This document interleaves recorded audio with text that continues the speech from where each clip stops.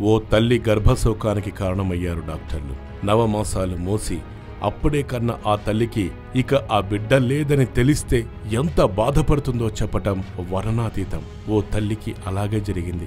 అప్పుడే పుట్టిన బిడ్డ మరణించాడు అని చెప్పటంతో వెక్కి వెక్కి ఏడ్చింది, గుండెలు బాదుకొని రోధించింది.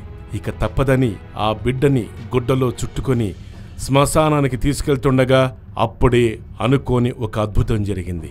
ఆ భగవంతుడు కరుణించాడో ఏమో, ఆ పసిపాప ఒక్కసారిగా ఆ తల్లి చేతుల్లోంచి కదిలింది. అంతే, ఆ తల్లి ప్రాణం లేచొచ్చింది. హుటాహుటిన మళ్లీ శ్మశానం దగ్గర నుంచి ఆ బిడ్డని వరంగల్ ఆసుపత్రికి తీసుకుని వచ్చారు. తీరా చూస్తే ఆ బిడ్డ మరణించలేదు, బతికే ఉంది. వరంగల్ ప్రభుత్వ డాక్టర్ల నిర్లక్ష్యంపై అందరూ మండిపడుతున్నారు. ఓ పసిపాప బతికుండగానే చనిపోయిందని ఎలా నిర్ధారించారని ప్రశ్నిస్తున్నారు.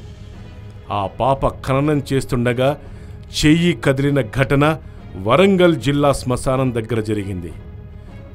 జిల్లాలోని ఎంజీఎం ఆసుపత్రి వైద్యులు ఈ దారుణానికి పాల్పడ్డారు.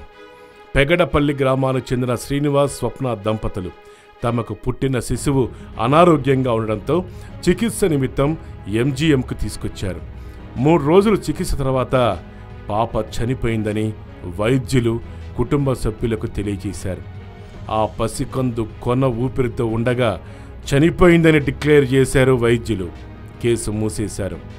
చిన్నారి మృతి చెందినట్టు మరణ ధృవీకరణ పత్రం కూడా జారీ చేసేశారు. ఈ క్రమంలో పాపను అంత్యక్రియల కోసం శ్మశాన వాటికకు కుటుంబ సభ్యులు తీసుకెళ్తుండగా మళ్లీ ఒక్కసారి ఆ తల్లి చేతి స్పర్శ తగిలిందేమో, ఆ భగవంతుడు కరుణించాడేమో, ఆ పాప గుక్కపట్టి ఏడ్చింది. అంతే, ఒక్కసారి అంతా అవాక్కయ్యారు.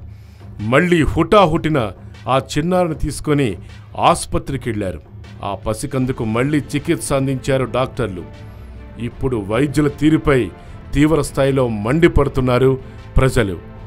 మొత్తానికైతే ఆ తల్లి గర్భశోకాన్ని భగవంతుడు తీర్చారు, ఆ పాప దక్కింది. ఈ కథనం గనక మీకు నచ్చినట్లయితే please subscribe Yoyo TV channel.